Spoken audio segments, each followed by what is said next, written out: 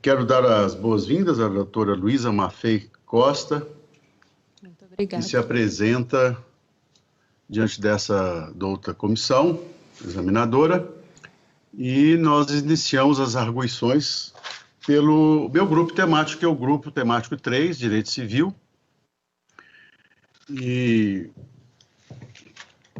não sem antes parabenizá-la, doutora Luísa, por já estar nessa fase avançada do concurso, e a participação de Vossa Senhoria abrilhanta e ajuda-nos a trabalhar melhor ainda o Ministério Público de Minas Gerais. A pergunta inicial: todas as pessoas podem ser sujeitos de direitos e obrigações? Excelência, todas as pessoas naturais podem ser sujeitos de direito. O mero fato de nascer com a condição humana nos torna sujeitos de direito.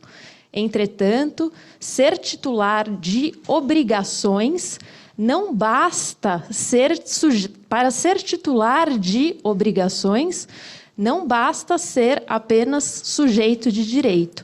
É necessário analisar a capacidade do agente para poder verificar se ele poderá ser obrigado diante de uma relação jurídica. Obrigado. Fazendo assim um certo contato com o direito processual civil, indago-lhe: a massa falida, o espólio, um condomínio de edifícios de apartamento aqui de Belo Horizonte, por exemplo, são pessoas, são titulares de direitos, são pessoas sujeitos de direitos e obrigações? Excelência, a massa falida e também o condomínio edilício, como citado por Vossa Excelência, eles podem ser titulares de obrigações. Entretanto, eles não são considerados pelo Código Civil de 2002 como sujeitos de direito. Essa condição só é dada a quem tem o nascimento com vida. Afinal, o Código Civil de 2002 adotou a teoria natalista. Nesse sentido, tanto a massa falida quanto o condomínio edilício podem ser titulares e também devedores de obrigações. E as pessoas jurídicas? A senhora falou que são as pessoas naturais, mas as pessoas jurídicas também são tidas como pessoas, não no ordenamento jurídico? Sim, Excelência. As pessoas jurídicas são uma abstração construída pelo Código Civil, e a essa entidade é dada a característica de pessoa. Entretanto, ressalta bem a doutrina que elas são consideradas como uma ficção jurídica. Elas não detêm a qualidade de pessoa, pois nasceram, mas sim porque o direito, o ordenamento jurídico, decidiu considerá-las por ficção como titulares de direitos e obrigações perante terceiros. Essa é a teoria da pessoa jurídica no Brasil, tratada como uma ficção jurídica. Obrigado. Doutora Luísa, quando começa a personalidade civil da pessoa natural? Excelência, a pessoa natural, a sua personalidade jurídica começa já com o seu nascimento com vida. Essa é a literalidade do Código Civil de 2002. E quando termina? A personalidade jurídica, ela termina com a morte da pessoa. E há discussão para se conceber em que momento a morte de um ser humano pode ser constatada. Essa é a discussão basilar na doutrina. Quando se dá a morte do sujeito? Se trataria de mera morte cerebral ou se seria feito seriam feitos outros testes para constatação da morte. Sim, dessa finitude, da nossa finitude. Qual fato caracteriza o nascimento com vida? Excelência, a doutrina traz o teste hidrostático de Galeno como o momento, o teste feito com o recém-nascido para verificar se ele será considerado natimorto ou se houve realmente o nascimento com vida, se houve aquela primeira respiração, que é possível de ser constatada com esse teste. O teste vai ver a respiração, né? A circulação do ar pelas células, pelo sangue, né? Esse ar, né? Essa energia vital, se ela circulou, e se logo a seguir o neonato respirou, mas venha a perecer logo em seguida. Excelência, nessa situação, será considerado que houve o nascimento com vida. Afinal, houve essa primeira respiração, essa primeira circulação de oxigênio nas células. E, nesse sentido, como houve a primeira respiração, haverá o registro de nascimento desse neonato.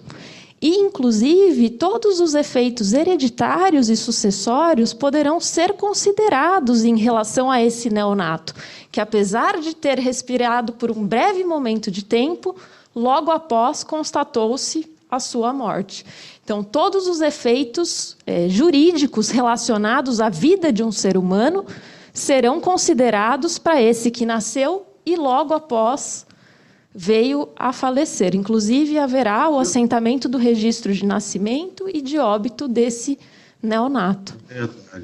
É verdade. Quem é o nascituro? E o nascituro, ele tem personalidade jurídica? Excelência, essa questão é muito debatida na doutrina e há vozes para os dois lados. Entretanto, o assentamento jurisprudencial da temática vem a nos confirmar que o nascituro, ele, apesar de ainda não deter personalidade pela teoria natalista adotada pelo Código Civil, ou seja, pela letra fria da lei do Código Civil, não consideraríamos o nascituro como alguém que tenha personalidade. Entretanto, o próprio Superior Tribunal de Justiça já admitiu direitos patrimoniais a esse neonato. Então, há que se constatar que a doutrina caminha para o acolhimento desses entendimentos que são fixados na jurisprudência, de forma a entender que também o nascituro ele tem direito de personalidade. Inclusive, se houver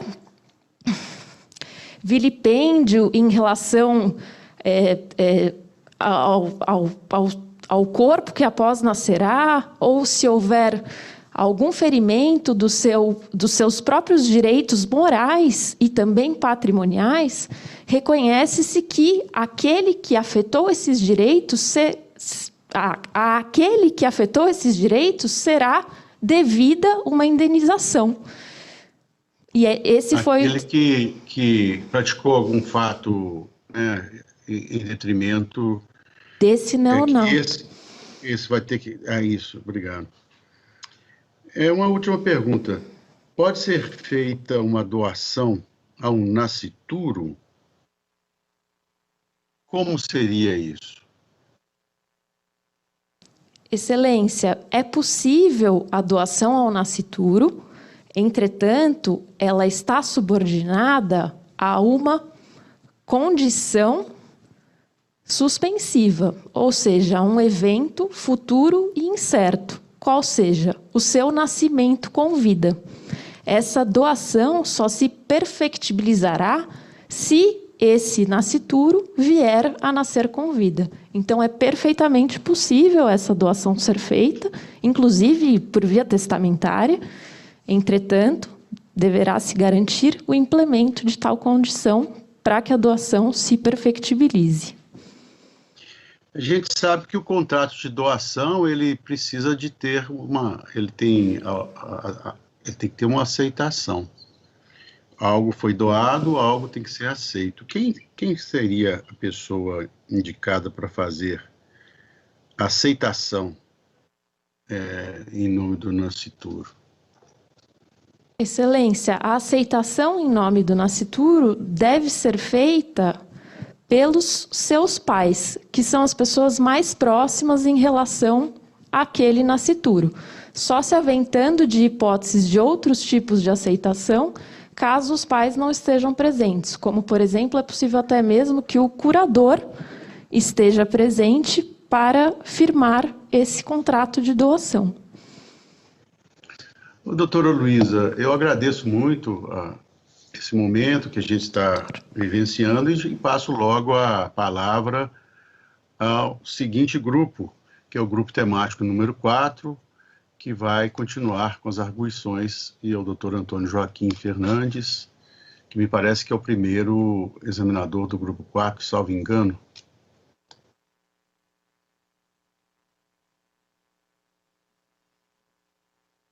Presidente, por gentileza, agora os colegas da ordem. Desculpe, doutor Adriano, nós estamos ainda no grupo 3, eu me equivoquei, e ainda no grupo 3 nós temos aí a participação do doutor Adriano Cardoso e do doutor Leonardo Beraldo, que vão continuar com as indagações. E aí, representando a Ordem dos Advogados do Brasil, temos a satisfação de passar a palavra a esses dois ilustríssimos advogados que estão conosco aqui no Grupo Temático 3. Muito obrigado, presidente Geraldo. Eu cumprimento a doutora Luísa, desejando-lhe desde já boa sorte, seja nas minhas arguições, seja nas arguições seguintes. E nós iremos arguí-la sobre ação rescisória, IRDR, IAC e reclamação no processo civil, ok? E a minha primeira pergunta, doutora Luísa, eu gostaria que a senhora respondesse em harmonia, tentando alinhar algumas também com precedentes do STJ. Para a propositura da ação rescisória, é necessário esgotar todos os recursos cabíveis? E ainda na mesma pergunta, qual deve ser o valor da causa na ação rescisória? A senhora me ouviu bem? Então tá. Excelência, em relação à primeira parcela da pergunta sobre o esgotamento dos recursos, é certo que o próprio caput do artigo que trata da ação rescisória, ele apenas permite o seu cabimento quando há uma sentença transitada em julgado. Nesse sentido, seria necessário que houvesse o esgotamento das instâncias recursais para que a ação rescisória fosse cabível neste determinado caso concreto, no determinado caso concreto. Em relação à orientação dos tribunais superiores sobre a literalidade do caput que traz a ação rescisória, não tenho conhecimento de flexibilização da literalidade do próprio caput, ou seja, da necessidade de esgotamento dos recursos, pois é premissa para o cabimento de uma ação rescisória que tenhamos uma sentença com trânsito em julgado. Em relação ao valor da causa na ação rescisória, a disposição específica no Código de Processo Civil sobre tal valor, e este valor ele precisa ser o montante que se pleiteia na ação de conhecimento que motivou essa determinada ação rescisória. Doutor Luiz, ainda sobre essa pergunta, e se na ação principal o valor atribuído à causa for considerado ínfimo, como que fica o valor da rescisória desta ação, cujo valor foi considerado ínfimo? Excelência, nos casos em que o valor é considerado ínfimo, pela prática jurídica, considera-se o valor da causa como referente ao próprio salário mínimo. Tem-se como estipulação um valor ínfimo, ou quando não se pode computar aquele valor da causa, faz-se por ficção uma determinação com base no valor do salário mínimo. Agora, não me recordo qual é o montante que é estipulado para se colocar na capa ou no processo eletrônico naquele processo. Tudo bem. Doutora Luísa, segunda pergunta, qual a natureza jurídica da reclamação no âmbito do STJ?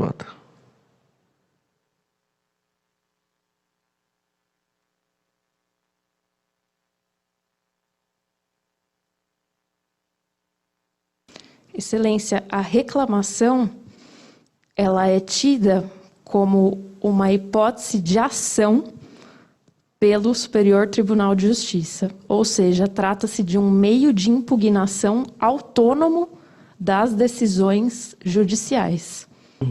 Tem característica de ação e não de natureza de recurso, de sucedâneo recursal. Isso foi expressamente refutado pela jurisprudência do Superior Tribunal de Justiça. Ok.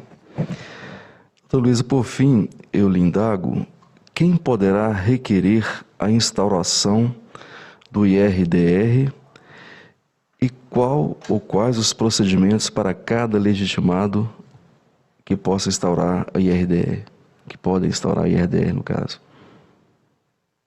Excelência, em relação ao incidente de resolução de demandas repetitivas, há 4 incisos que trazem os legitimados.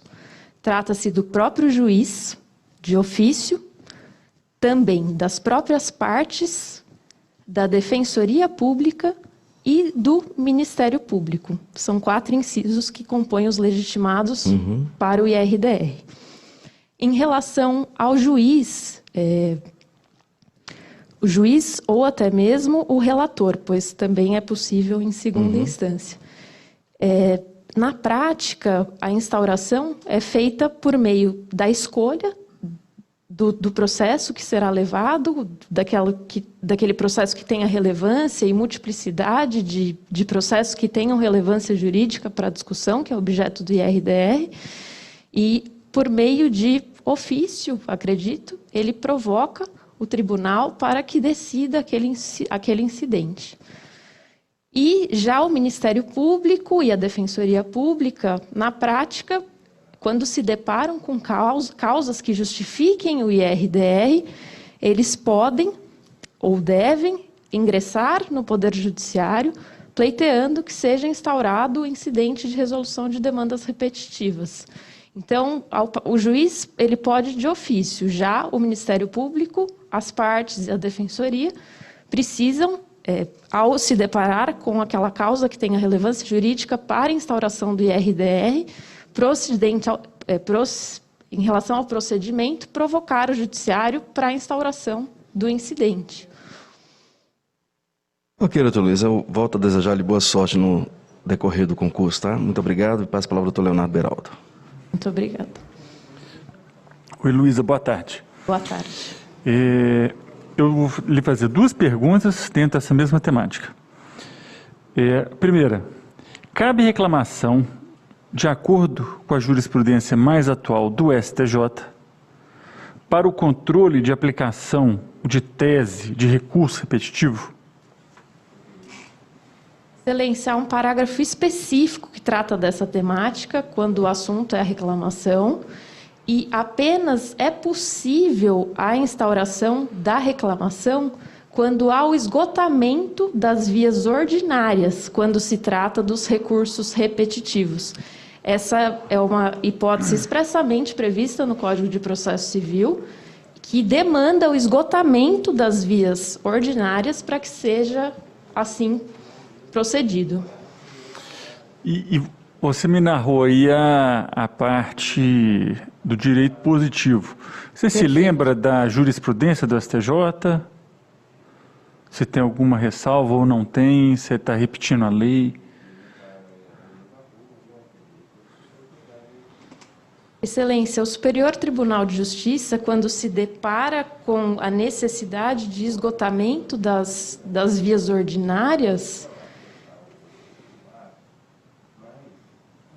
ele se pronuncia no sentido de que assim como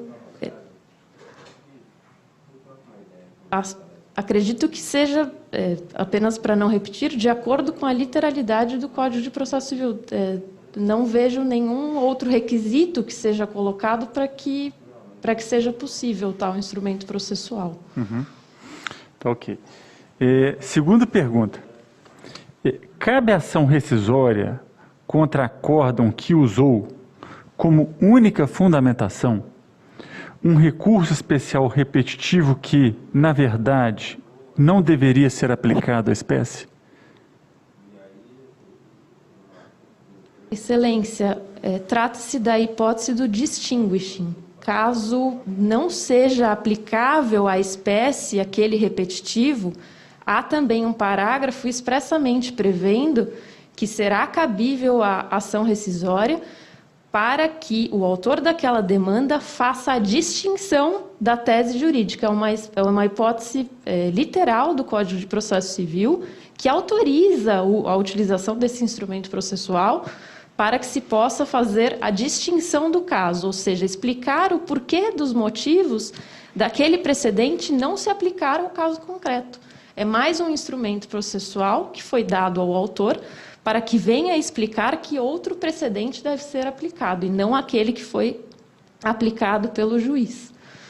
Tá, você falou para mim do distinguishing, mas em termos de rescisória, caberia, não caberia? Cabe sim a ação rescisória nesse caso, inclusive para que seja permitido fazer a distinção. Ok. Essa vai ser a via processual adequada para que o autor faça a distinção do seu caso, em relação ao que foi utilizado. Ok. Obrigado, Luísa. Senhor presidente, o grupo 3 encerrou a arguição. Obrigado, doutor Leonardo. E agora nós seguiremos com a participação do grupo temático 4, com o doutor Antônio Joaquim, doutora Célia Beatriz, doutor Leonardo Castro Maia. Por gentileza, o grupo 4. Obrigada, presidente. Boa tarde, doutora Luísa. Boa tarde, Nós excelência. vamos começar com o direito processual coletivo. O ponto foi microsistema de tutela jurisdicional coletiva, fundos dos direitos difusos e coletivos. Ok? Ok.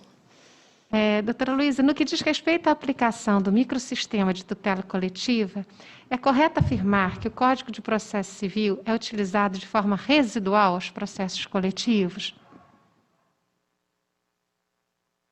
Excelência, dentro do microsistema de tutela coletiva, a priori serão aplicadas todas as normas procedimentais que estão nas leis que compõem o microsistema. Entretanto, no caso de lacuna, ou seja, no caso de não haver regulamentação para aquela necessidade do processo coletivo, será sim aplicado o Código de Processo Civil de forma residual. Entretanto, sempre tendo em vista os princípios que informam o processo coletivo. Ou seja, há normas que não podem ser aplicadas, pois se confrontam ou não seriam adequadas no processo coletivo. Segunda. Qual que é o fundamento empregado para amparar o entendimento de que as sentenças de improcedência de pedidos formulados em ação civil pública por ato de improbidade administrativa sujeitam-se ao reexame necessário? Excelência, poderia repetir o questionamento, por favor? Com certeza. Qual é o fundamento empregado para amparar o entendimento de que as sentenças de improcedência de pedidos formulados em ação civil pública por ato de improbidade administrativa sujeitam-se ao reexame necessário?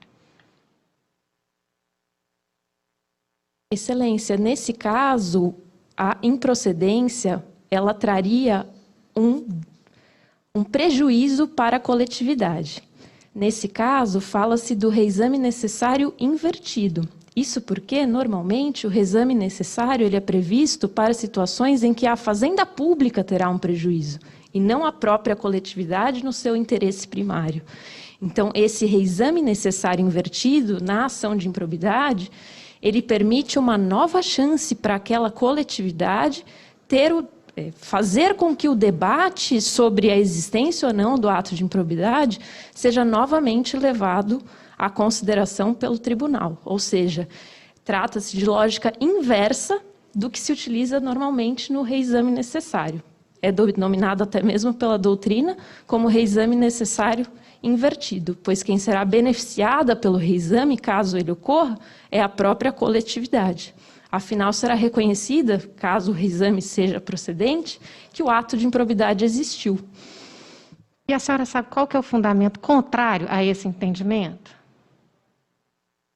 Excelência, o fundamento contrário a esse entendimento, ele faz menção à possibilidade do reexame necessário apenas quando a fazenda pública tem algum tipo de prejuízo. E não seria o caso, pois quando há a condenação por ato de improbidade, se o reexame for procedente, quem sofrerá um prejuízo não será a coletividade, mas sim, até mesmo poderá ser atingida aquela pessoa jurídica a quem pertence o agente ímprobo.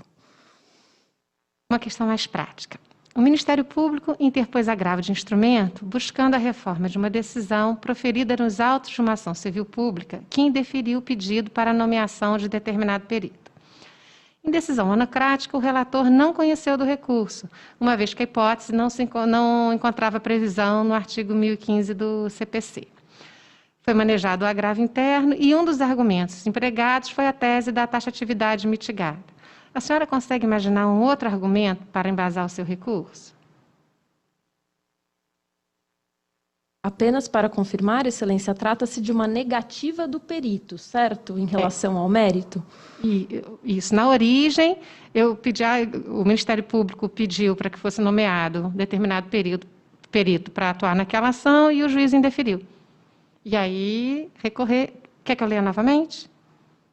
Para lhe dar mais segurança? Sim, Excelência, por favor. O Ministério Público interpôs agravo de instrumento buscando a reforma da decisão proferida nos autos de uma ação civil pública que indeferiu o pedido para a nomeação de determinado perito. Em decisão monocrática, o relator não conheceu do recurso, uma vez que a hipótese não encontrava previsão no artigo 1015 do Código de Processo Civil. Foi manejado um agravo interno e um dos argumentos empregados foi a tese da taxatividade mitigada do 1015 do CPC. E a pergunta é se um outro argumento poderia fundamentar esse recurso. Nesse caso, Excelência, além da taxatividade, como promotora de justiça, eu argumentaria que a prova, o perito, caso ele seja recusado e a prova não seja produzida, haverá grave dano à instrução probatória que, caso não seja repudiada já nesse exato momento processual, não haverá outra oportunidade no momento processual adequado para que essa prova seja produzida pelo perito. Então, além do rol, há essa possibilidade, eu falaria que sim, deve ser sim mitigado, pois caso postergado, haveria um grave prejuízo para a coletividade, pois a prova não teria sido produzida no seu momento adequado. Então, diria que até mesmo se trata, ao fim e ao cabo, de uma hipótese de urgência de produção daquela prova pericial, pois até mesmo poderiam ser perecidos os danos causados no bojo daquela ação, então trataria da essencialidade do momento processual para que fosse produzida a prova. Ok, para a gente terminar, eu vou pedir para a senhora citar 3 fontes de recursos do Fundo Estadual de Defesa do Direito Difusos.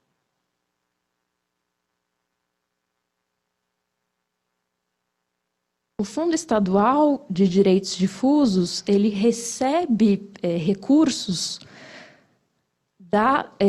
das condenações proferidas na Lei de Ação Civil Pública, a expressa previsão legal. Também pode receber recursos de termos de ajustamento de conduta celebrado, em todas as hipóteses em que é permitido. E esse dinheiro também pode ser clausulado, que será direcionado ao fundo, inclusive pode ser até um fundo específico que guarde relação com aquele termo de ajustamento de conduta.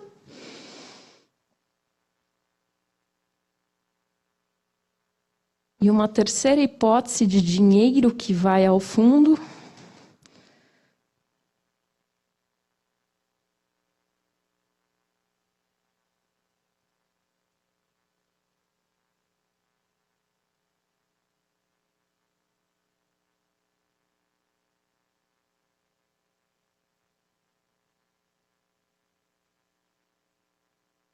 Excelência, salvo engano, as multas aplicadas como sanções dos atos de improbidade podem ser direcionadas ao fundo, mas não tenho certeza dessa terceira hipótese aventada. Muito obrigada, doutora Luísa. O doutor Leonardo vai continuar com a inquirição. Boa sorte para a senhora. Obrigada.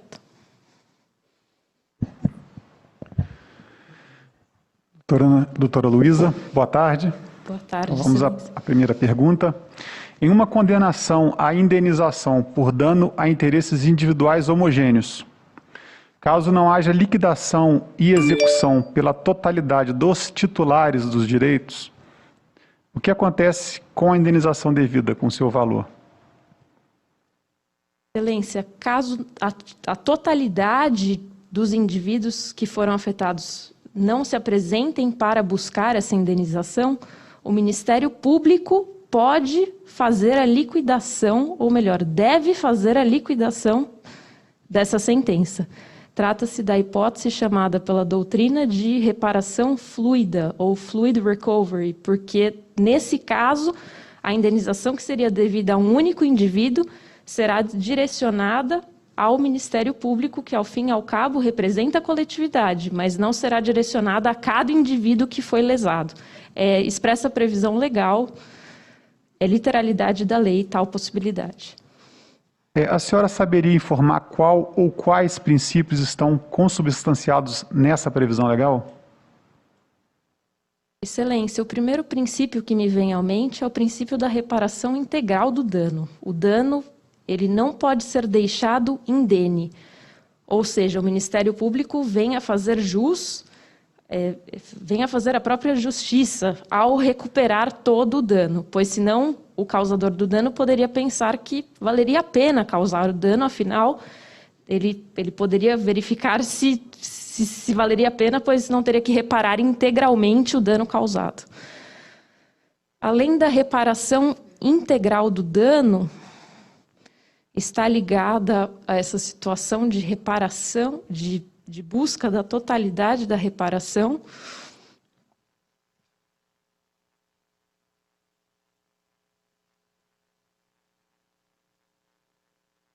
o próprio princípio da solidariedade social, mas como um princípio mais abrangente. Ok. Eu vou passar para a próxima, ok? Mas se a senhora quiser acrescentar alguma coisa, a qualquer momento, fique à vontade. Tá? Perfeito. Os municípios podem instituir fundos de reconstituição de bens coletivos lesados? Sim, Excelência, é possível que os municípios constituam esses fundos para restituição. Ok, mais uma. Os fundos aptos ao recebimento de valores relacionados à reparação de lesões a direitos difusos devem ter participação social em sua gestão? Sim, Excelência, é obrigatório que haja participação social nesses fundos para que tragam para dentro do fundo a discussão democrática de como esse dinheiro será gerido. Afinal, ele não tem um titular único, e sim um ente em abstrato que é titular daquele montante que está ali guardado no fundo. Um último questionamento. A senhora sabe informar se nessa gestão, se o Ministério Público participa ou deve participar dessa gestão?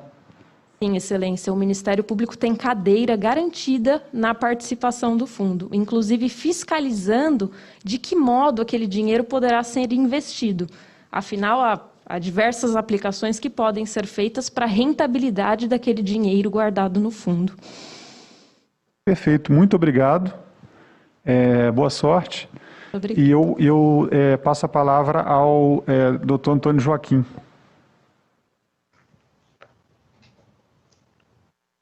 Boa tarde, doutora Luísa. Gostaria de saber se me ouvem no salão. Boa tarde, Excelência, perfeitamente. Eu vou lhe pedir que faça a leitura do nosso ponto, o direito material coletivo.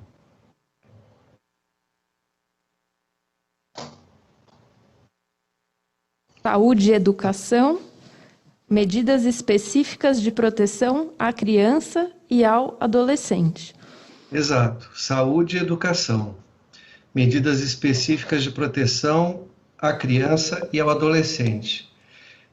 Eu creio que a senhora deve estar acompanhando as provas, e os pontos do direito material coletivo têm sido transversais, no sentido de perpassarem vários pontos, como na realidade as coisas se apresentam a nós, né? Os problemas não se apresentam divididos em caixinhas. E aqui, mais uma vez, o leque é grande. A Constituição, partindo da Constituição, o Estatuto da Criança e do Adolescente, a Lei do Sistema Único de Saúde, a Lei Orgânica da Saúde 8080, a Lei Orgânica da Assistência Social, a Lei de Diretrizes e Bases da Educação. Então, na resposta, a senhora pode, de maneira ampla, considerar as questões como transversais. E vou fazer 3 perguntas, uma primeira mais de teoria geral ou básica sobre o tema, depois ampliando, nesse caso para a jurisprudência, e uma terceira questão bastante prática, sem preocupação com memorização, que foi já objeto das etapas anteriores do concurso, né? O que nos interessa nesse instante é a sua atitude, a sua disposição para tratar com esses temas de direito material coletivo. Então, a primeira questão é: crianças e adolescentes têm direitos e garantias. Por favor, conceitue uns e outras, os direitos e as garantias. Excelência, apenas para contextualizar, crianças e adolescentes guardam proteção constitucional pela prioridade, e têm prioridade integral em relação aos seus direitos e garantias, e além da prioridade integral, são consideradas pessoas em desenvolvimento. Então, nesse sentido, a Constituição traz um capítulo específico para tratar e proteger as crianças e adolescentes, colocando-as como prioritárias em relação ao atendimento dos serviços públicos a ela relacionadas e considerando-as como pessoas em desenvolvimento. Nesse sentido, o Estatuto da Criança e do Adolescente traz um rol extenso de direitos a essas crianças e adolescentes. Elas possuem o direito à própria saúde, à educação, o direito ao esporte, o direito ao lazer. São todos capítulos do ECA que trazem muitos detalhamentos de como os direitos da criança e do adolescente devem ser garantidos. Então, saúde, educação, lazer e esporte, alimentação dessas crianças e adolescentes, alimentação adequada. E em relação às garantias, é garantido a toda a criança e adolescente que eles serão tratados com prioridade absoluta, consideradas pessoas em desenvolvimento, e a elas serão garantidos, além dos direitos garantidos a todos na Constituição Federal, também os direitos que são garantidos pelo Estatuto que as protege especificamente. Então, de modo amplo, trata-se da saúde, educação, esporte, lazer, próprio desenvolvimento e serem tratadas com prioridade sempre absoluta. Dentro desse ponto, o que seriam os direitos subjetivos? Excelência, o direito subjetivo, no âmbito da teoria geral do direito, é aquele em que se pode exigir uma contraprestação estatal para sua garantia. A sua prova começou com a arguição do Dr. Geraldo Faria e o tema das pessoas. É uma matéria essencial, mas a visão é uma visão muito antropocêntrica. No direito coletivo, a gente já trabalha com uma visão mais ampla, uma visão biocêntrica. E a reflexão aqui sobre o direito subjetivo é visando exatamente pensar na dimensão coletiva. Como é que a partir de uma visão de direito subjetivo focada na pessoa e direito das pessoas, eu transporto isso para um âmbito coletivo? Excelência, no âmbito coletivo, o direito subjetivo ele tem titular determinado. Entretanto, a contraprestação, a exigência de contraprestação desse direito subjetivo que é garantido, ela é abstrata. Esse é a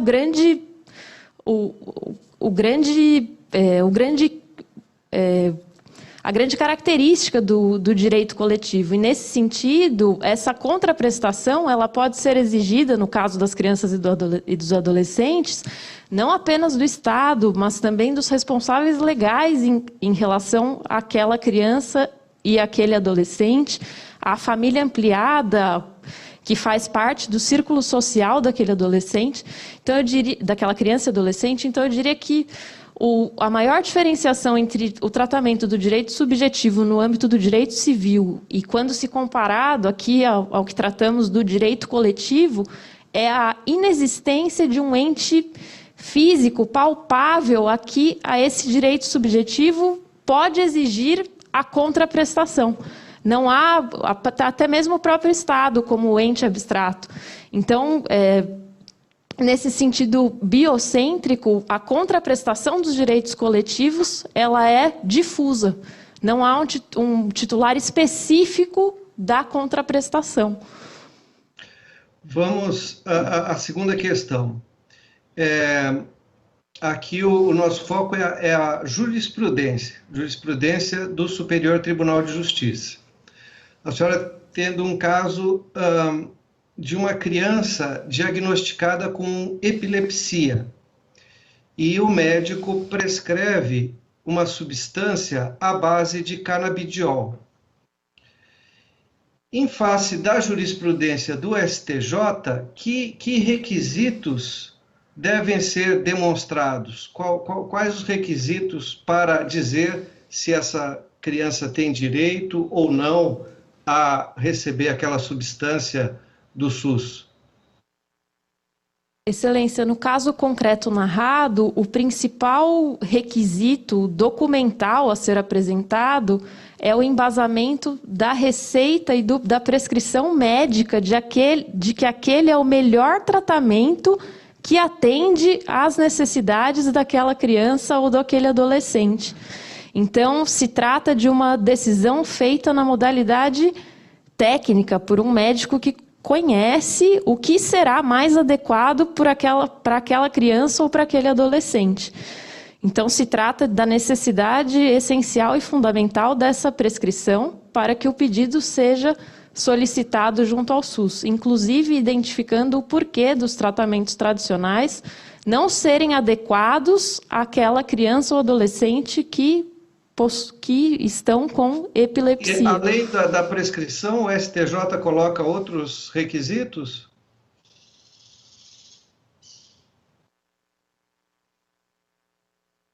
Eu vou fazer uma outra pergunta, dentro da mesma. A senhora sabe o que é o tratamento experimental? Perfeitamente, Excelência. O tratamento experimental é aquele que não guarda certificação na Anvisa, que é a agência técnica que cuida da certificação dos medicamentos que podem circular em território nacional. E os tratamentos experimentais foram expressamente refutados pela jurisprudência do Superior Tribunal de Justiça, ou seja, não é garantido o pedido, o pleito de qualquer tratamento experimental a ninguém que faça esse pleito. Mas trata-se... Vamos passar a terceira, última questão. Aqui, bem prática. Um grupo de pais a procura como promotora da comarca. esses pais, o que os une é que todos são pais de crianças especiais, pessoas com deficiência. E eles querem saber que direitos têm seus filhos, que direitos têm essas crianças.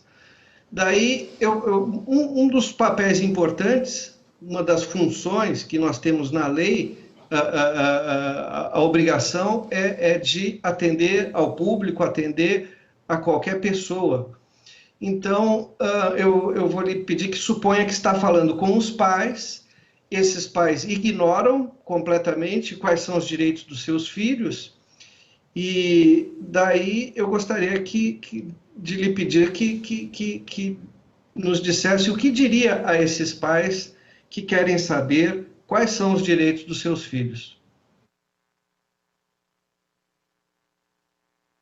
Excelência, falaria aos pais que procuraram a promotoria para saber dos direitos das suas crianças especiais, que há o Estatuto da Pessoa com Deficiência no ordenamento jurídico brasileiro, que consagra uma série de direitos a essas pessoas especiais. Dentre eles, a prioridade de atendimento na atenção básica de saúde do nosso município, que eles podem fazer uso de todo o aparato, tanto de saúde quanto de assistência social, adequadas à especialidade, à deficiência de cada uma dessas crianças.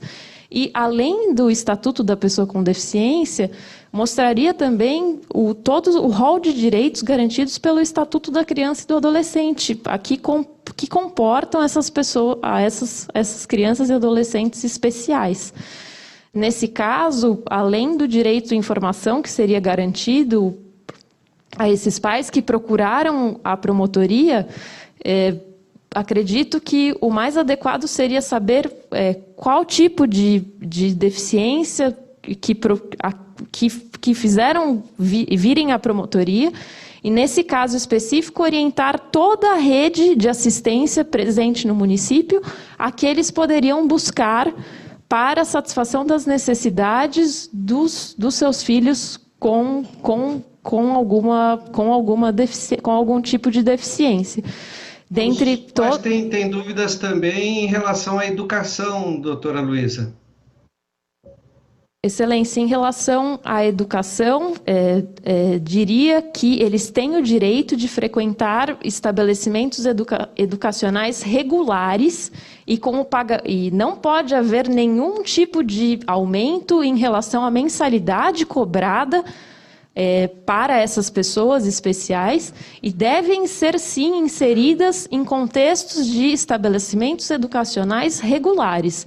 Apenas caso a deficiência impossibilite, há a previsão de que eles sejam assistidos por profissionais que entendam a sua deficiência, mas devem, em todo caso, tentar ser inseridos na rede regular de ensino. Ok, muito obrigado. Eu devolvo a palavra ao nosso presidente para que dê continuidade aos trabalhos. Muito obrigado. Muito obrigado. Muito obrigado, doutor Antônio Joaquim. E, na sequência, nós teremos a participação do grupo temático número 1, que tratará dos seus temas através dos membros que são o Dr. Renato Franco, Dr. Marcos Pereira e Dr. Fábio Reis. Por gentileza, os representantes do grupo temático 1. Boa tarde, doutora. Boa tarde, excelência. Começaremos aqui com direito constitucional e, de acordo com o sorteio, aqui em direito constitucional é ordem econômica e financeira, ok? Primeira questão. A Constituição prevê a palavra propriedade no inciso 22 do artigo 5º e no inciso 2 do artigo 170. Eu gostaria de perguntar à senhora se a senhora acha que há diferença entre uma propriedade e outra, e se sim, qual seria essa diferença? Excelência, quando traz o direito de propriedade no rol dos direitos e garantias fundamentais, a propriedade ela é entendida como um direito e garantia do próprio particular de que aquela propriedade não será turbada, não haverá esbulho, turbação e que a todo particular é garantido o seu patrimônio. Então, acredito que o enfoque seja diferente, pois no rol do artigo 5º, ele é tratado como direito e garantia fundamental do particular. Entretanto, quando ele é considerado como princípio da ordem econômica, previsto no artigo 170, ele deve ser visto não numa relação privada, como é visto no artigo 5º, numa relação de direito e garantia individual, mas sim a propriedade inserida no contexto social. Ou seja, aí tem-se o conceito implícito e que é adentrado posteriormente na própria função social que a propriedade perfaz na sociedade brasileira. Então, são enfoques muito distintos, Excelência. Ok. Segunda questão. Por que a exploração direta de atividade econômica pelo Estado só é permitida pela Constituição por exceção?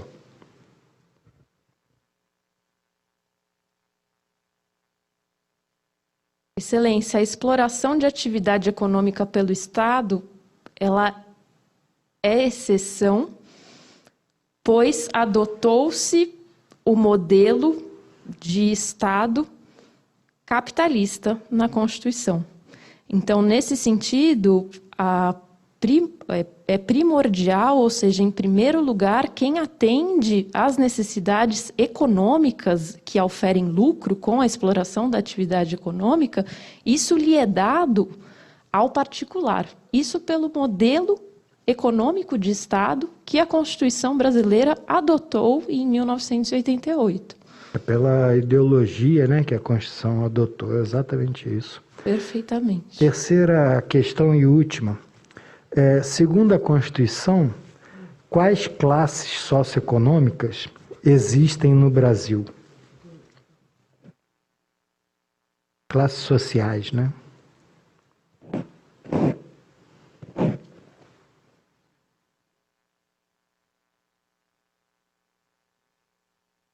Excelência, em relação às classes sociais que existem no Brasil, não sei se estou contextualizando no caminho correto, mas os dados econômicos, eles classificam as classes sociais como A, B e C, ou seja, a classe alta, que concentra a riqueza do país, a classe média, que vive com mais de um salário mínimo, não vive na faixa da pobreza, da miséria, mas que não possui o patrimônio abastado da classe A, e essa classe C, que seria a população que vive com até, no máximo, 2 salários mínimos. Seria a classe C, a classe popular. Então, seria essa divisão por... A classe social ela é dividida por faixa de renda, nesse sentido. Sim, a senhora está correta no aspecto estatístico, é isso mesmo. O IBGE faz isso e vai até classe D e E, né? Mas aí o caminho é esse. Mas eu quero saber o que a Constituição prevê. Quando eu falo classe socioeconômica, é exatamente isso aí. Tá certo? Só que a Constituição prevê claramente classes socioeconômicas, né?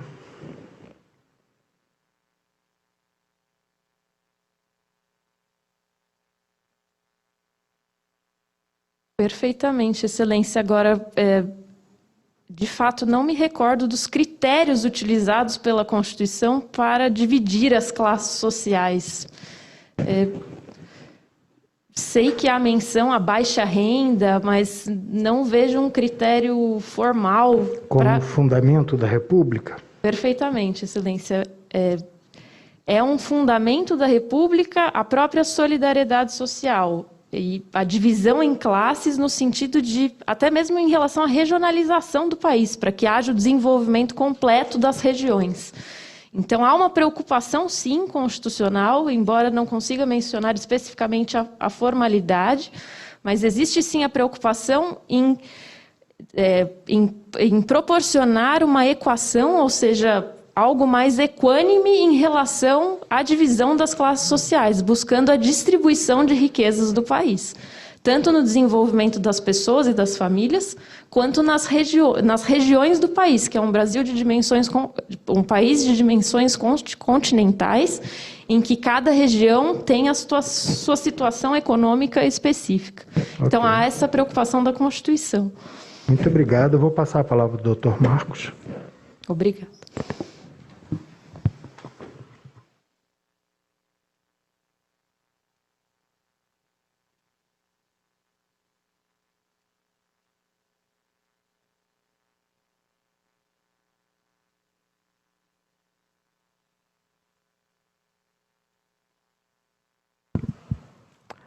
Boa tarde, Luísa. Tudo bem? Boa tarde, Excelência. Na divisão dos pontos, coube a mim a inquirição sobre o Ministério Público, legislação correlata, nos termos dos atos normativos. Tudo ok? Muito bem. Serão 4 perguntas, algumas com subitens, para observarmos conhecimentos gerais sobre o tema. Tá? A primeira delas, com subitem. Primeira parte. Onde se situa o PROCON estadual na estrutura orgânica do Estado de Minas Gerais? Excelência, o PROCON estadual na estrutura orgânica, ele encontra-se dentro do Ministério Público Estadual de Minas Gerais. Satisfeito. Segunda parte. Entre as funções do PROCON existe a instauração de processos administrativos. As promotorias de justiça, por sua vez, entre suas atribuições, instauram inquéritos civis para apuração de determinado fato. Existe diferença essencial entre processo administrativo do PROCON estadual e inquérito civil de uma promotoria de defesa do consumidor, por exemplo? Excelência, há uma diferença procedimental e burocrática que pode ser mencionada, pois o procedimento administrativo ele não precisa ser arquivado e não se controla, ele não é controlado pelo Conselho Superior do Ministério Público. Já o inquérito civil da Promotoria do Direito do Consumidor, ela é sim submetida à análise do Conselho Superior do Ministério Público para fins de seu arquivamento, concessão de prazos de renovação, e também novas diligências. Mas essa seria a única diferença? Ontologicamente, existe diferença entre processo administrativo e inquérito civil?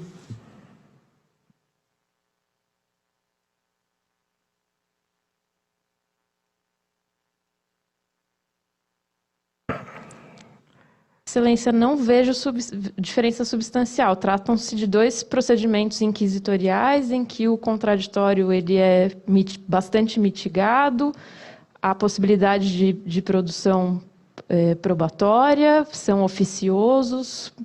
Não vejo diferença ontológica. Muito bem.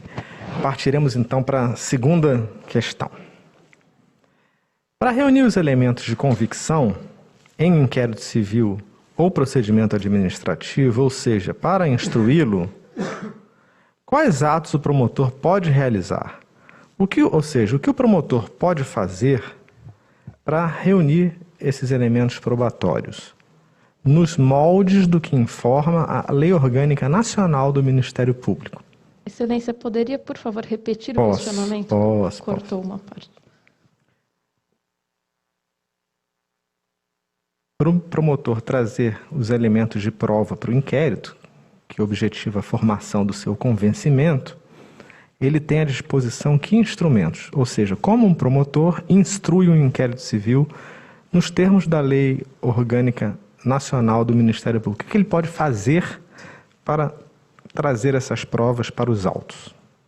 Excelência, nos termos da Lei 8625, que é a Lei Orgânica do Ministério Público, é garantido ao Ministério Público poder requisitório. E, nesse sentido, ele pode oficiar a quem de direito, tanto pessoas jurídicas quanto pessoas físicas, de direito público, de direito privado, e, nesse sentido, instituir até mesmo penalidade caso a resposta não venha em 10 dias úteis.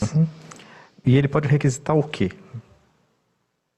Excelência, o Ministério Público pode requisitar tudo que não esteja sujeito à reserva de jurisdição, aos órgãos, às pessoas físicas e jurídicas. Muito bem. Então, ele pode requisitar. E ele pode fazer outras coisas além de requisitar?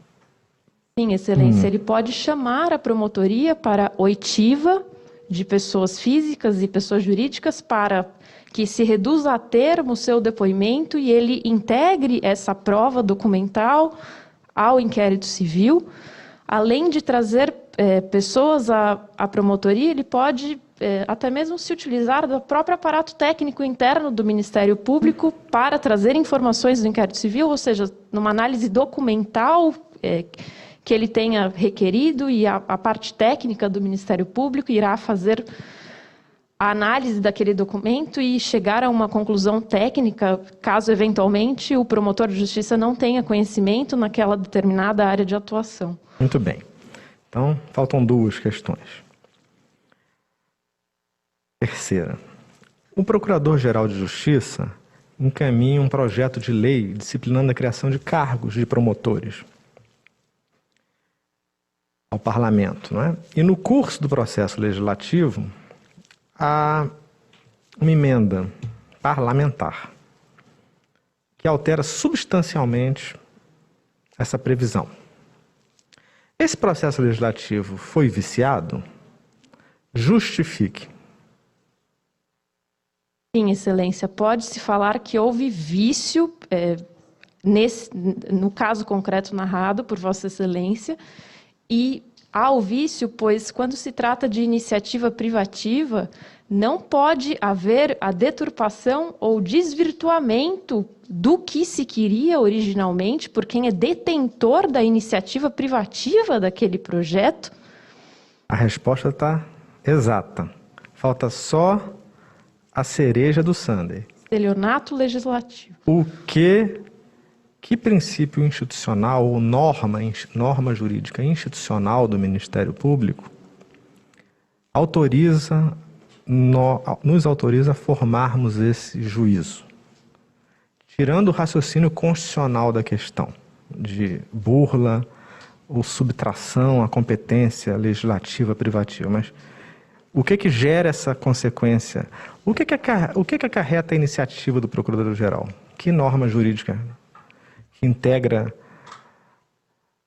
os contornos da instituição Ministério Público? É um elemento que falta ser respondido.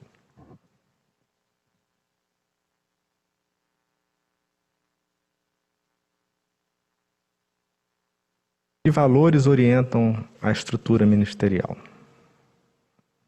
E que faz com que o procurador tenha essa prerrogativa?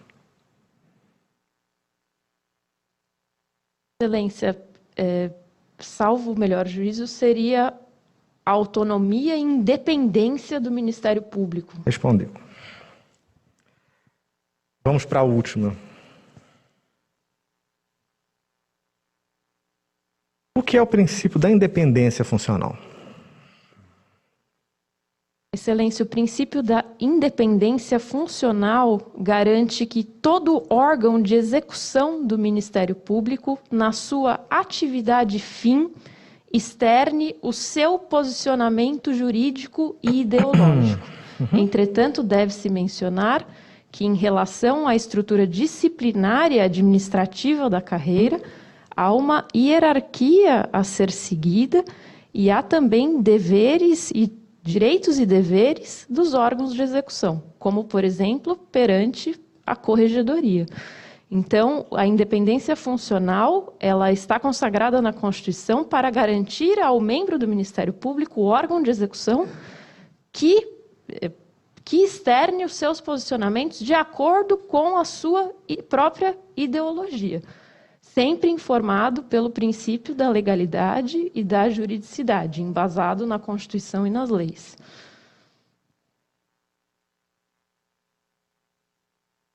Quem exerce a independência funcional no âmbito do Ministério Público? Quais órgãos? A independência funcional, ela é exercida pelos órgãos de execução. Quais são os órgãos de execução? Dentro do conceito, dentro do elenco trazido pela Lei Orgânica Nacional do Ministério Público. Dentro do elenco trazido, os órgãos de execução são o Procurador-Geral de Justiça, os Procuradores de Justiça e os Promotores de Justiça. E a subpergunta final é: como a candidata vislumbra o exercício da independência funcional no contexto, por exemplo, de metas de atuação regionais ou estaduais e também de decisões consolidadas do Conselho Superior do Ministério Público, por exemplo, em temáticas referentes a homologações de arquivamento reiteradas em determinado âmbito ou rejeição de arquivamento em outros ângulos. Caso a candidata, por exemplo, tivesse um posicionamento diferente e o do Conselho, como seria, por exemplo, essa compatibilização? O que a candidata teria a comentar à luz da independência funcional? Excelência, à luz da independência funcional, como premissa o que já foi dito na questão anterior, que é garantido ao órgão de execução que externe o seu posicionamento de acordo com a sua convicção pessoal. Entretanto, vejo como grande avanço a ser conquistado pelo Ministério Público que a instituição atue de forma coordenada e que não haja contradição dentro da própria instituição Ministério Público. Afinal, os órgãos de execução, eles integram, eles estão a representar nos processos a instituição Ministério Público. Então, acredito que a instituição só tenha a ganhar quando, de forma democrática, são feitas teses institucionais ou aprovados entendimentos pelo Conselho Superior. E, nesse caso, vejo como não há obrigatoriedade, mas há uma seríssima recomendação para que sejam atendidos esses entendimentos e as metas sejam atingidas e que o próprio promotor de justiça, ele faça, vise e represente a cara que o Ministério Público institucionalmente quer passar para a sociedade. Então, finalizando a resposta, eu acho que, na minha opinião, o Ministério Público só tem a ganhar quando a instituição atua de forma concatenada, em que não há seríssimas divergências de posicionamento entre seus membros, porque isso traz um alto custo social, e quem paga, ao final das contas, é a própria sociedade, com um processo que pode durar mais por entendimentos diversos, respeitada como premissa a independência funcional. Mas acho que só se tem a ganhar com um Ministério Público em que teses institucionais são firmadas democraticamente e votadas dentro do Ministério Público e que os órgãos de execução a respeitem, dando a cara que o Ministério Público quer passar para a sociedade. Eu agradeço a candidata, desejo muito boa sorte Muito obrigada. no restante do certame.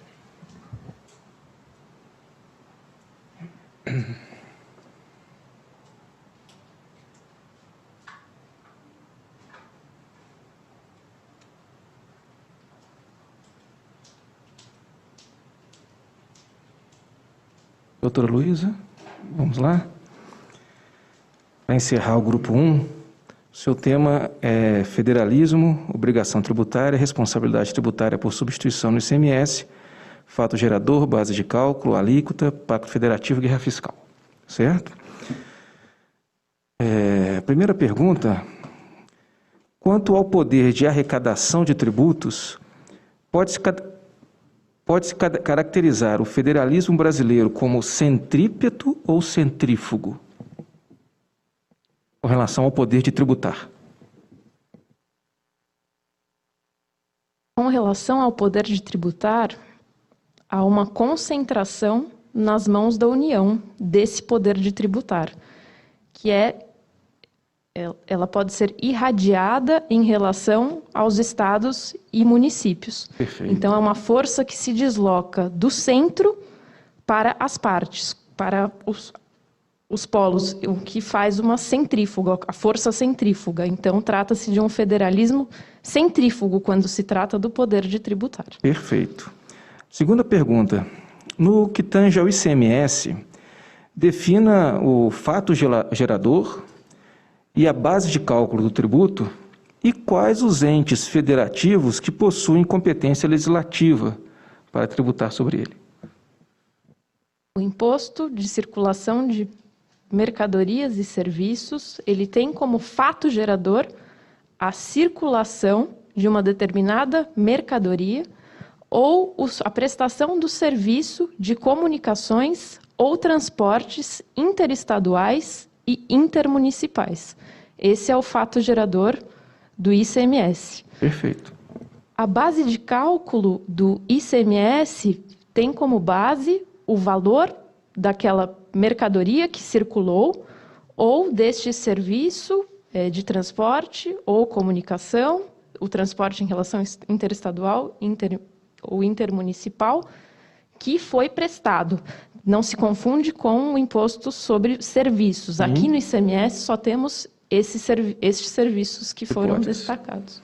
Perfeito. E quais são os entes da federação que têm competência legislativa no ICMS? A competência legislativa em relação ao ICMS, ela é estadual. O ente da federação que pode legislar sobre o ICMS e arrecadar tal tributo são todos os estados da federação. É um imposto estadual. Perfeito. A terceira pergunta vai partir do pressuposto do que a senhora já afirmou, que é a incidência do imposto na circulação de mercadorias e serviços, sobretudo na circulação de mercadorias. Esse é o principal fato gerador do ICMS, o que faz com que aquele contribuinte principal seja aquela empresa ou pessoa física que vende, aliena o produto, correto? É o que nós chamamos de ICMS próprio. Existe uma outra modalidade de ICMS, que é o ICMS por substituição tributária, que é a imputação dessa responsabilidade pelo tributo a um outro sujeito, dentro da mesma relação daquela operação negocial, mas que não é o contribuinte originário. Perfeito. Um exemplo desse tipo de substituição tributária ocorre na distribuição e comércio de derivados de petróleo, em que a Petrobras, que é aquela primeira fonte da relação, da cadeia negocial, ela tornou-se responsável tributária. Então, imagine a senhora que a Petrobras está lá no Rio de Janeiro e ela produz o derivado do petróleo, esse derivado do petróleo é encaminhado a São Paulo, onde existe uma refinaria, existe uma indústria que vai industrializar aquele derivado e depois encaminhado a Minas Gerais. Em cada uma dessas três operações, nós temos a incidência do ICMS. Mas, por conta da substituição tributária, somente a Petrobras, lá no início da cadeia, é que irá pagar o imposto. Correto? Correto. A pergunta, então, é a seguinte. Essas operações interestaduais, que geram fatos geradores de ICMS distintos e poderiam ser tributados em cada uma dessas situações, não são tributadas por conta da substituição. Qual o mecanismo ou como justificar esta substituição tributária em operações interestaduais diante do Pacto Federativo? Excelência, trata-se de tema bastante polêmico e que é alvo da discussão sobre a guerra fiscal. Afinal, onde está a sede daquela petrolífera, haverá uma maior arrecadação tributária se comparado aos outros estados que, embora participem da cadeia de circulação da mercadoria, que é o petróleo, eles não oferem a arrecadação devida, pois já houve a arrecadação no polo inicial da cadeia, nessa substituição descrita que acontece para frente. Uhum. Então, nesse caso, é possível que se estabeleça, e há previsão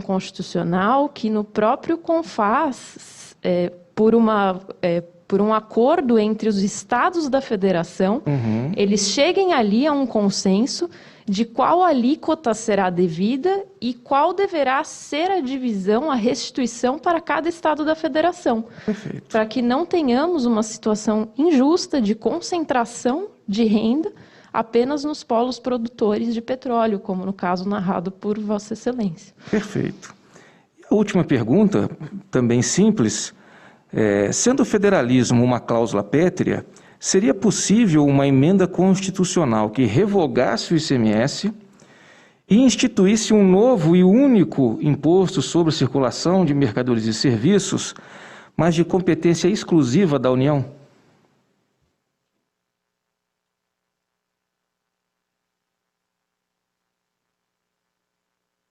Excelência, nesse caso, acredito que não seria possível tal modificação, pois estaríamos violando o próprio pacto federativo em sentido amplo.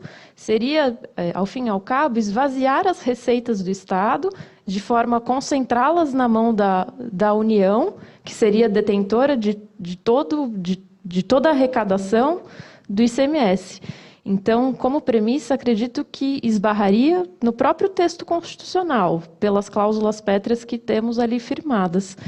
E, em segundo momento, como consequência prática, ter-se o esvaziamento das rendas do Estado, o que não seria legítimo nesse caso. Perfeito, doutor. Estou satisfeito com as suas respostas. Desejo sorte na continuidade do certame e devolvo a palavra para o doutor Geraldo Martins. Obrigado. Muito obrigado ao doutor Fábio. Eu, então, agora encaminho, neste momento, ao grupo temático número 2 para a arguição final na matéria de direito penal, direito processual penal, com os doutores André Ubaldini e doutora Maria Fernanda. Por gentileza, o grupo temático 2. Boa noite, doutora Luísa. Boa noite, Excelência. Doutora Luísa, o nosso ponto em direito penal é o erro de tipo e o erro de proibição, os aspectos penais das leis 7.716 e 11.340. Doutora, o que é o erro psiquicamente condicionado?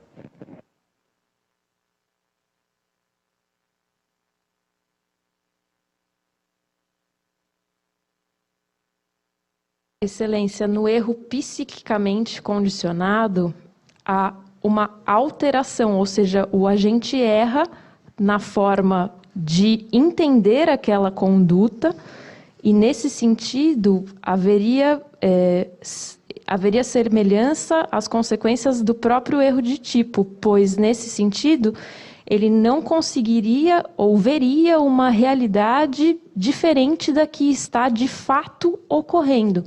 E a consequência seria, caso esse erro psiquicamente condicionado fosse inevitável, excluir-se-ia o próprio dolo e a culpa, caso ninguém conseguisse, todos pensassem que aquela situação envolveria uma deturpação psicológica do que de fato está acontecendo na realidade.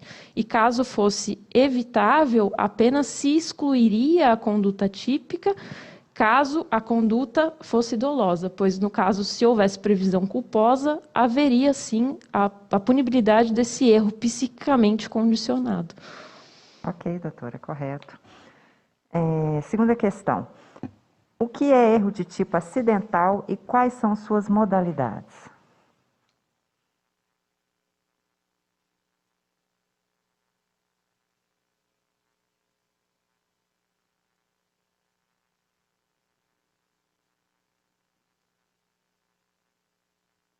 Excelência, não tenho precisão sobre esse conceito, porém acredito que ele se contraponha ao erro de tipo essencial. Ou seja, nesse caso, o agente ele erra, ou seja, ele está vendo uma realidade fática diferente da que ele está antevendo uma realidade fática diferente da que está ocorrendo no caso concreto. Entretanto, ele erra sobre os elementos acidentais do tipo e não essenciais. A senhora poderia exemplificar quais são as modalidades ou mesmo uma situação de exemplo?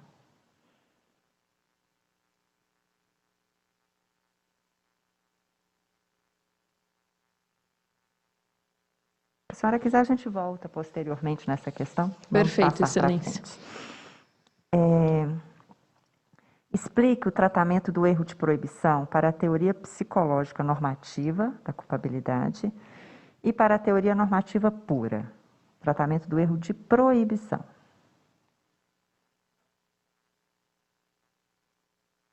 Excelência, o erro de proibição na teoria normativa pura, que foi adotada pelo Código Penal, ele é visto como a própria exclusão da culpabilidade, pois não está presente o seu elemento potencial consciência da ilicitude. Ou seja, excluir-se-á a culpabilidade e não teríamos a punibilidade do agente. Na teoria normativa pura, em que a potencial consciência da ilicitude está albergada dentro da culpabilidade. Já na teoria... Na hipótese de erro inevitável. De erro inevitável, apenas na hipótese de erro inevitável. Isenta-se de culpa, como é dito na literalidade do Código Penal. Entretanto, caso seja evitável, a gente responderá com uma redução da pena. Perfeito. Já para a teoria psicológica, nesse caso...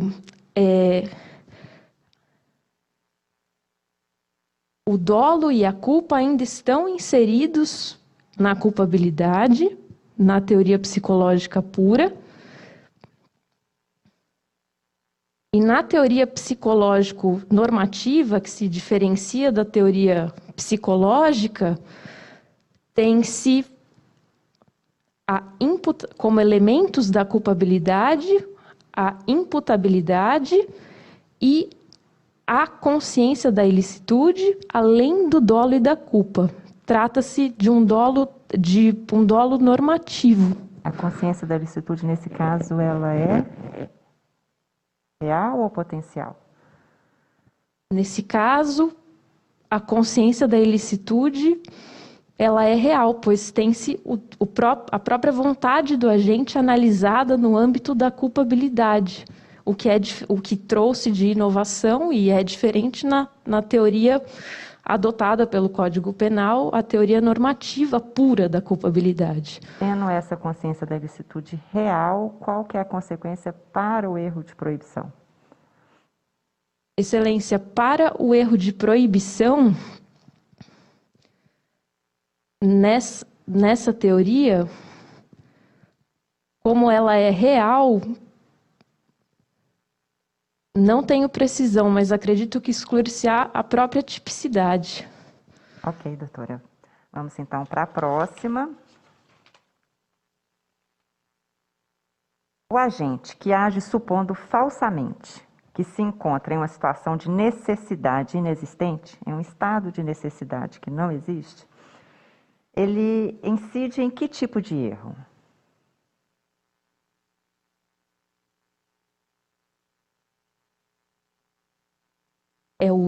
Ele incide em um erro sobre as próprias causas de justificação presentes naquela conduta, que poderiam excluir o caráter ilícito da conduta, a ilicitude. Como classificação, esse erro sobre as causas de justificação, ele pode ser sobre os limites, a existência... Eu já afirmei para a senhora que é sobre a existência. Sobre a existência dessa causa de justificação que excluiria o caráter ilícito do fato. Adotando-se a teoria do Código Penal. Adotando-se, nesse caso, a teoria que é positivada no Código Penal. Mas não... Qual erro que está caracterizado na hipótese?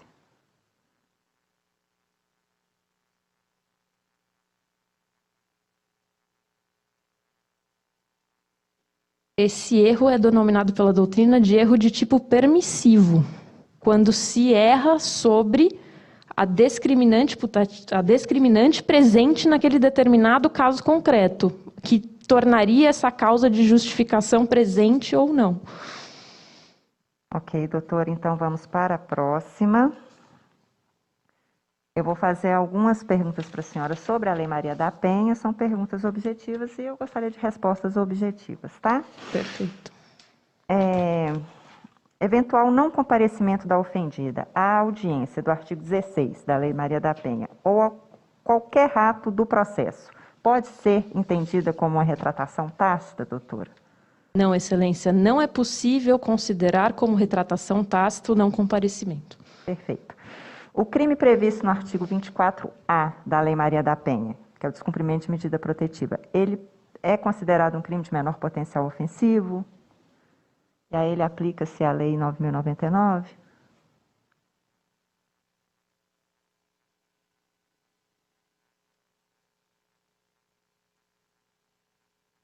Sim, Excelência, trata-se de um crime de menor potencial ofensivo, embora não se... Recordei-me da hipótese que não se admite a fiança, mas não a relação. Ok. Próxima pergunta. Aplica-se a Lei 9.099 aos crimes previstos na Lei Maria da Penha, aos crimes cometidos no âmbito de violência doméstica?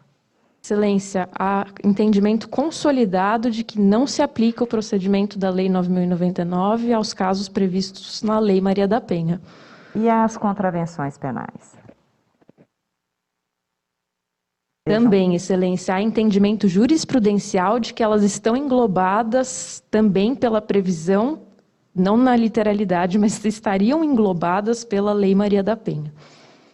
E a última em relação à Lei Maria da Penha, essa é a agressão perpetrada pelo irmão contra a irmã ou de neto contra a avó, elas ensejam a aplicação da Lei Maria da Penha? Excelência, como se tratam, nos casos narrados por Vossa Excelência, de vítimas mulheres, que é o requisito que tem se estabelecido para a aplicação da Lei Maria da Penha, o que deverá ser verificado é se essa agressão ocorreu num contexto de violência doméstica, familiar ou em um contexto em que havia relações de afeto, que são os 3 incisos que determinam a aplicação da Lei Maria da Penha. Caso estejam presentes um desses 3 contextos, aplicar-se-á a Lei Maria da Penha, pois todas as vítimas são mulheres, como narrado. Perfeito, doutora. A senhora quer voltar à questão sobre o erro de tipo acidental? A senhora se recorda de alguma hipótese? Excelência, de fato, não me recordo das classificações do erro de tipo acidental. Ok, doutora. Eu vou passar a palavra, então, para o doutor André Ubaldino, que vai continuar a arguição da senhora. Muito obrigada. Boa noite, doutora. Boa noite, Excelência. Boa noite, Excelência. A senhora me ouve perfeitamente? Ouço perfeitamente. Muito bem. Eu vou fazer à senhora alguns questionamentos. A senhora pode, se lhe convier, pedir que a ordem de respostas se altere, se inverta. Pode complementar, pode suprimir. Até o final da inscrição, a senhora pode fazer qualquer retificação que lhe convenha. Ok? Combinado, perfeitamente. Muito bem. Doutora, eu vou pedir que a senhora ouça atentamente a leitura que farei, e farei repetidamente, se necessário, para que a senhora me oferte, ou oferte a todos nós, a adequada interpretação de uma disposição do Código de Processo Penal. Ok? Combinado. Eu lerei o caput dessa disposição, lerei também o parágrafo, e em especial o parágrafo. Aliás, o parágrafo que interessa nessa interpretação. Dito isso, então, eu observo que o artigo 74 do Código de Processo Penal, ao tratar da competência pela natureza da infração, diz-nos o seguinte, abre aspas, a competência pela natureza da infração será regulada pelas leis de organização judiciária, salvo a competência privativa do júri. Embora não seja essa a disposição que nos interessa, eu vou lê-la de novo para situar, ambientar a senhora na reflexão. Abre aspas, a competência pela natureza da infração será regulada pelas leis de organização judiciária, salvo a competência privativa do tribunal do júri. Vem então o parágrafo 2º e nos diz o seguinte, abre aspas, esse sim, o objeto da sua mais cuidadosa reflexão. Abre aspas, se, iniciado o processo perante um juiz, houver desclassificação para a infração da competência de outro, a este será remetido o processo, salvo se mais graduada for a jurisdição do primeiro, que, em tal caso, terá sua competência prorrogada, fecha aspas. Eu vou repetir. Se, iniciado o processo perante um juiz, houver desclassificação para infração da competência de outro, a este será remetido o processo, salvo se mais graduada for a jurisdição do primeiro, que, em tal caso, terá sua competência prorrogada. Claro que se houver necessidade de nova leitura, eu farei novamente. Pergunto à senhora, qual o significado da disposição do parágrafo 2º do artigo 74? Excelência, o parágrafo 2º, ele vem a garantir que as justiças mais graduadas, elas permaneçam com a competência processual, ou seja, elas têm a competência prorrogada, mesmo que não sejam a priori competentes para aquele crime, caso ele não tivesse sido desclassificado por essa jurisdição mais graduada. Me vem à mente a hipótese de combinação de um crime eleitoral com uma lavagem de dinheiro. Nesse caso, poderia-se ter em mente que a lavagem de dinheiro estaria afeta à Justiça Federal. Entretanto, como ela foi cometida juntamente com um crime eleitoral, a Justiça Eleitoral será competente para o julgamento destes crimes, de crime eleitoral, por exemplo, uma corrupção e falsidade ideológica eleitoral, com lavagem de dinheiro. E no caso de desclassificação desse crime eleitoral, a Justiça Eleitoral ainda assim terá sua competência prorrogada e poderá julgar a lavagem de dinheiro, que não seria de sua competência, por essa previsão do parágrafo 2º do artigo 74 do Código de Processo Penal. Muito bem, como a etapa seguinte seria pedir-lhe um exemplo e a senhora já o deu, eu passo então à segunda questão, que é uma questão relativa a um fato verdadeiro ocorrido no passado, mas que bem traz para nós um ponto importante para a reflexão. Doutora, há alguns anos atrás, aqui no nosso país, deu-se a prática de um crime de tráfico de entorpecentes em que o indivíduo, autor da infração penal, ele remeteu para um país estrangeiro certa quantidade de droga. Como se soube disso? Soube-se disso porque a Polícia Civil de um dos estados da Federação, na posse de uma ordem judicial de levantamento de garantia constitucional, ofertada, portanto, pelo juiz estadual, iniciou uma investigação que acabou detectando essa prática ilícita. Ou seja, a partir de uma investigação realizada pela Polícia Estadual, com o amparo em ordem emanada da Justiça Estadual, descobriu-se que um determinado indivíduo, brasileiro, mas que estava naquela ocasião fora do país, remetera para fora do Brasil uma quantidade bastante expressiva de cocaína. Esse indivíduo, por achar-se naquela ocasião no país estrangeiro de destino da droga, foi preso, processado, condenado e lá cumpriu pena, sendo depois expulso e tendo retornado ao Brasil. Entendido o caso? Perfeitamente, Excelência. Eu indago inicialmente a senhora se, nesse caso, seria aplicável a lei brasileira.